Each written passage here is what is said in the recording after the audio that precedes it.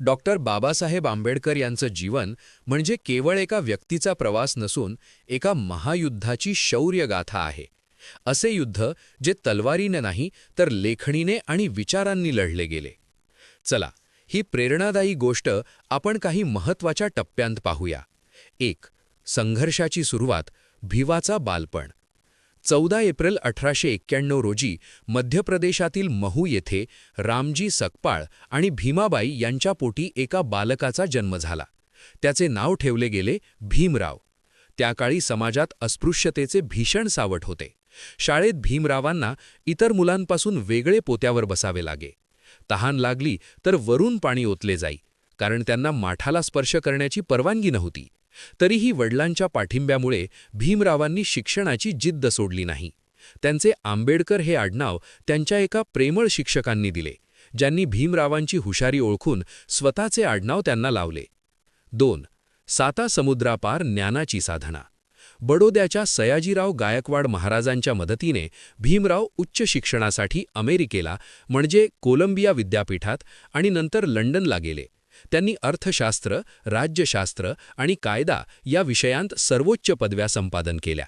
त्यांच्याकडे इतकी प्रगल्भ बुद्धिमत्ता होती की ते दिवसाचे 18-18 तास अभ्यास करत असत. 3. अन्यायाविरुद्ध एल्गार, महाड आणि नाशिक. भारतात परतल्यावर त्यांनी पाहिले की उच्च शिक्षित असूनही त्यांना समाजात सन्मान मिळत नव्हता. त्यांनी ठरवले की ही व्यवस्था बदलल्याशिवाय स्वस्थ बसायचे नाही. त्यांनी काही ऐतिहासिक पावले उचलली. चौदार तळे सत्याग्रह 1927. महाड येथे त्यांनी दलितांना पाणी पिण्याचा हक्क मिळवून देण्यासाठी आंदोलन केले. काळाराम मंदिर सत्याग्रह 1930. सर्वांना मंदिरात प्रवेश मिळावा यासाठी त्यांनी लढा दिला. मूक नायक व बहिष्कृत भारत. आपल्या विचारांनी समाजाला जागे करण्यासाठी त्यांनी वृत्तपत्रे सुरू केली. 4. भारतीय संविधानाचे शिल्पकार.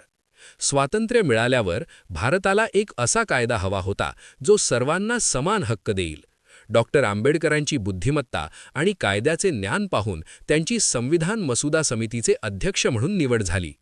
अत्यंत परिश्रमाने त्यांनी जगातील सर्वात मोठे लिखित संविधान तयार केले.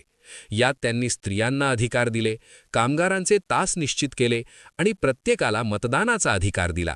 म्हणूनच त्यांना भारतीय संविधानाचे शिल्पकार म्हटले जाते. 5. धम्मचक्र प्रवर्तन.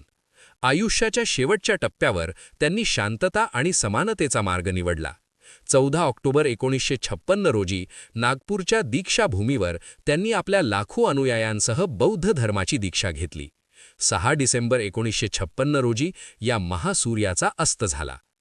डॉक्टर बाबासाहेब आंबेडकरांचा संदेश: शिका, संघटित व्हा आणि संघर्ष करा. त्यांचे जीवन आपल्याला शिकवते की तुमची परिस्थिती कितीही कठीण असली तरी शिक्षणाच्या जोरावर तुम्ही जगाचे नशीब बदलू शकता.